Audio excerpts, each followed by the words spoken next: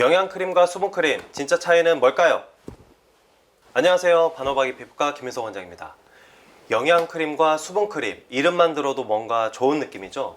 그런데 막상 구입하려다 보면 의문점이 생깁니다. 둘 다 촉촉하잖아, 뭐가 다른데요? 이렇게 물어보시는 분들이 정말 많아요. 오늘은 이 두 가지 크림의 차이점, 그리고 내 피부에 어떤 게 맞는지에 대해 알려드릴게요. 수분크림은 이름 그대로 수분을 보충하고 유지하는 제품이에요. 히알루론산, 글리세린과 같은 성분이 피부의 수분을 끌어당기죠. 그런데 반전이 있습니다. 수분크림은 피부에 수분을 직접 공급하는 게 아니라 피부 속 수분이 날아가지 않도록 잠시 막아주는 제품이에요. 즉, 내 피부 속에 수분이 없으면 아무리 수분크림을 얼굴에 발라도 그냥 겉만 반짝입니다. 그 다음으로 영양크림은 말 그대로 유분 중심의 제품이에요. 지질, 세라마이드 등 피부 보호막을 만들어서 수분이 날아가지 않게 하고 피부 표면을 부드럽게 만들어주죠. 하지만 또 여기서 반전이 있습니다. 피부가 이미 유분이 많은데 영양크림을 덧바르면 오히려 모공을 막고 트러블이 생길 수 있습니다. 둘 다 보습제지만 작용 방식이 달라요. 수분크림은 수분을 끌어당겨서 피부에 촉촉함을 더해주고요.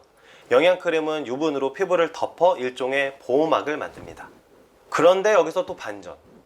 수분이 부족한 피부에 영양크림만 바르면 속 피부는 건조하고 겉피부만 번들거리는 상태가 될 수 있어요. 결국 피부에 수분이 충분히 있어야 영양크림의 제 역할을 할 수 있는 것이죠. 자, 그럼 어떤 크림부터 발라야 하는지 궁금하시죠? 간단합니다. 피부 타입에 따라 달라요. 지성 피부다, 그러면 수분크림만 가볍게 바르시고요. 내가 건조한 피부다, 그러면 수분크림을 바르고 영양크림을 덧발라 주시는 게 좋습니다. 내가 지성, 건조, 복합성 피부 같은 경우에는 부위에 맞게 바르시는 게 좋은데, T존 같은 경우에는 수분크림을 발라주시고 건조한 U존은 영양크림을 바르는 게 도움이 됩니다. 그리고 마지막으로 반전 하나 더.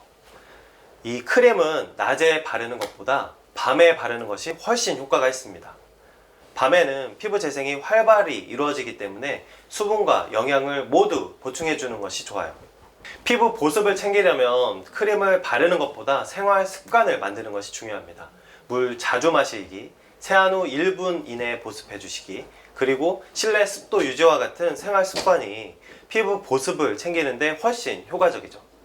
자, 정리해 볼까요? 수분크림은 속 건조 방패, 영양크림은 유분 보호막. 둘 다 필요하지만 순서와 피부 타입이 맞아야 합니다.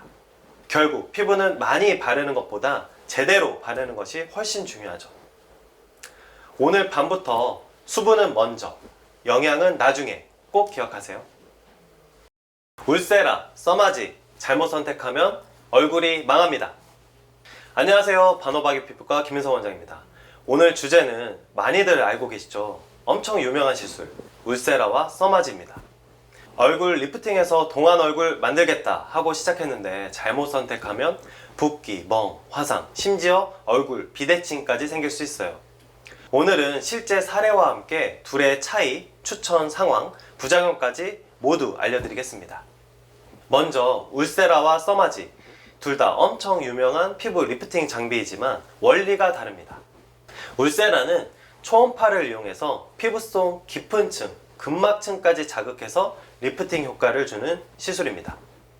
써마지는 고주파를 이용해 진피층을 열로 자극하여 콜라겐의 재생을 촉진해 탄력과 주름을 개선하는 시술입니다.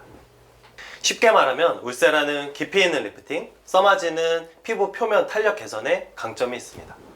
이 두 가지 중 어떤 게 나한테 적합할지 고민되시죠? 정말 많은 분들이 물어보시는데요. 자, 울세라는 이런 분들께 추천합니다.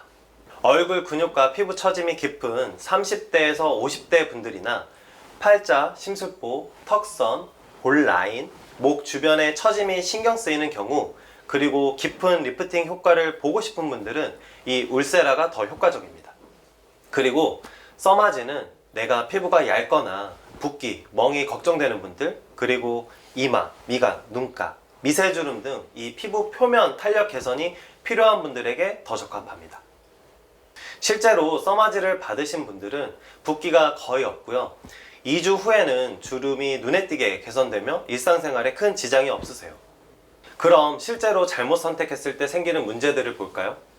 울세라의 부작용은 시술 깊이를 잘못 조절해서 턱 주변에 멍 혹은 지방 꺼짐이 발생할 수 있고 더 심해지면 얼굴이 울퉁불퉁해 보일 수 있습니다. 써마지의 부작용은 이 강도 과다로 인해서 피부에 화상을 입거나 또 그로 인해서 갈색 반점들이 생기고 또 심한 통증들이 생길 수 있습니다. 울세라와 써마지 두 부작용의 공통점은 본인 피부 상태에 맞지 않는 시술을 선택했고 또 시술자가 시술 깊이와 강도 조절을 실패했기 때문입니다. 자, 정리하면 울세라와 써마지는 원리와 효과가 다르므로 내 피부 상태와 목표에 맞게 선택해야 부작용을 막을 수 있습니다.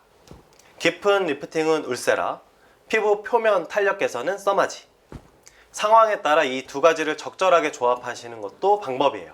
그리고 시술자의 경험과 장비 세팅이 안정성과 직결되므로 믿을 수 있는 병원에서 숙련된 전문의에게 맞춤 진단 후에 안전하게 시술 받는 것이 핵심입니다. 여러분의 피부는 소중하니까요. 코어의 피지, 블랙헤드 짜보신 적 있으시죠? 시원하긴 한데 다음날 더 심해져서 깜짝 놀라신 적 있을 거예요. 오늘은 왜 짜면 안 되는지, 그리고 피부과 전문의가 실제로 권하는 피지 관리법을 아주 쉽게 알려드릴게요. 먼저 블랙헤드는 때가 아니에요. 모공 안에서 나온 피지가 공기랑 만나서 까맣게 변한 겁니다. 그러니까 코가 더러운 게 아니라 우리 몸이 피부를 보호하려고 기름을 낸 거예요. 문제는 이 피지가 너무 많이 쌓이거나 굳어져 버릴 때죠. 손이나 압출기로 막 짜게 되면 일단 피지는 나오지만 그 순간 모공이 자극되고 찢어지고 상처가 납니다. 그 자리에 염증이 생기게 되면 여드름, 심하면 모공이 커져서 평생 자국으로 남을 수도 있어요. 게다가 피부는 피지가 부족하다라고 착각해서 기름을 더 만들어낼 수도 있습니다. 결국 악순환 될 수 있는 거죠. 그럼 어떻게 해야 하느냐? 짜지 말고 부드럽게 녹이고 조절해야 합니다. 첫 번째는요, 각질을 정리해 주는 겁니다. 코에 피지가 쌓이는 이유는 그 피부 위에 각질이 쌓이거나 이물질이 막혀서인데요. 그래서 주 1, 2회는 부드러운 각질 패드나 필링 젤로 코 주변을 살살살살 닦아주세요. 두 번째는 피지 조절입니다. 피지는 적당해야 해요. 너무 없으면 건조해지고 너무 많으면 막힙니다. 그래서 세안 후에는 가벼운 수분크림으로 꼭 보습을 해주시길 바래요. 유분을 닦는 것보다 수분을 채워야 피지가 줄어요. 자, 세 번째는 피부과 시술 도움받기인데요. 피지 관리엔 아쿠아필처럼 피부 모공 속 노폐물을 진공으로 빨아들이는 시술이 좋을 수 있어요. 또는 레이저 토닝이나 약한 프락셀로 모공 속을 청소해 준 다음에 콜라겐을 자극해 주는 방법도 있습니다. 모공팩은 일시적으로만 뽑히고 오히려 모공이 더 늘어나져 보일 수 있어요. 한 번은 시원하지만 반복하면 자극되고 망가질 수 있습니다. 피부는 꾸준히 관리하는 게 제일 중요하죠. 하루 2번 미지근한 물로 세안하고 주 1, 2회는 부드러운 각질 정리, 세안 후 항상 수분크림, 이 세 가지를 꾸준히 해도 피지는 점점 줄고 모공이 눈에 띄게 깨끗해질 수 있습니다. 정리하자면 너무 심하게 짜지 말고 오히려 녹여보고 보습하세요. 피지는 없애는 게 아니라 균형을 맞추는 겁니다. 과한 관리보다 꾸준한 관리, 그게 진짜 비법입니다.